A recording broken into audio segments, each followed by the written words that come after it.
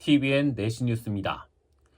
대구시장 권한대행을 맡고 있는 김정기 행정부시장은 대구 경북 신공항 건설 사업 등 주요 시정 현안과 관련해 정책의 연속성을 이어가고 주요 개혁 과제를 흔들림 없이 추진하겠다고 밝혔습니다. 김 시장 대행은 정부 추경에 주요 대구시 사업이 반영될 수 있도록 지역 정치권과 협의하겠다며 신공항 건설 공공자금 관리기금 조달과 관련해 내년도 기금 운용 계획에 이를 반드시 반영할 수 있도록 최선을 다하겠다고 말했습니다. 또 대구 경북 행정통합과 관련해서는 올해 안에 관련법 통과를 위해 행정안전부가 꾸리는 지원단과 긴밀히 협의하기로 했습니다.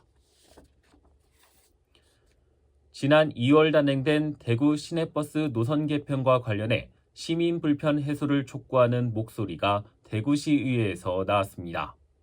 황순자 대구시의원은 2월 대구 시내버스 노선 개편 시행 이후 26일간 1,900여 건의 민원이 접수됐다며 개편에 따른 혼란과 불편이 상당하다고 지적했습니다. 황 시의원은 이어 이번 시내버스 노선 개편이 시민들의 실제 삶의 동선을 충분히 반영했는지 돌아봐야 한다며 인근 지역의 운행시간 증가를 비롯해 학생과 고령층 이동 불편 사항 등에 대해 개선을 촉구했습니다. 수요응답형 교통수단인 DRT와 대경선을 이용할 때 장애인의 이동권이 침해되고 있다는 장애인 단체의 주장이 제기됐습니다. 장애인 단체에 따르면 정기 노선이 있는 시내버스나 시외버스는 휠체어 승강 설비를 의무적으로 마련해야 하지만 수요응답형 교통체계인 DRT에는 의무가 없어 발달장애인의 이동권이 침해된다고 주장했습니다.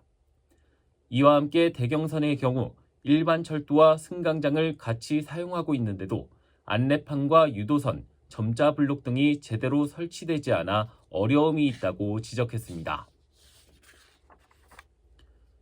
경북 지역에서 농기계를 사용하다 다치는 경우가 해마다 늘고 있는 것으로 나타났습니다.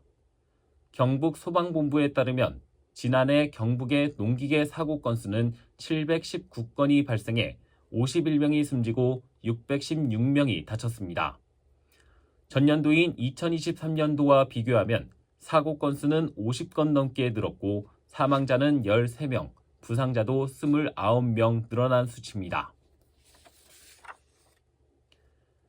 대구 지역에 불법 주정차로 무단 방치된 공유 개인형 이동장치와 자전거에 대해 오는 24일까지 대대적인 단속이 펼쳐집니다. 단속 대상은 도시철도 출입구나 버스 정류장, 횡단보도 인근, 점자블록 위 등 반납 불가 구역에 주차된 PM으로 개고장을 붙인 뒤 1시간 내에 자진 수거가 이뤄지지 않으면 강제 수거할 방침입니다. 대구시는 PM 민원 시스템을 하반기부터 운영할 예정이며 세부적인 PM 주정차 안내 기준을 마련할 계획입니다. 최근 3년간 구미 지역의 장애인 자동차 표지 부정 사용 사례가 101건에 달하는 것으로 나타났습니다. 구미시에 따르면 구미 지역에서 자동차 부정 표지 사용한 사례는 2022년에는 18건, 2023년에는 59건에 달했고 지난해에는 24건의 부정 사용이 적발됐습니다. 장애인 자동차 표지를 부정 사용하다 적발될 경우 최고 200만 원의 과태료가 부과될 수 있습니다. 대구 남구가 대구시에서 시행한 안전한 보행 환경 구축 사업 평가에서 구군단이 1위에 선정됐습니다.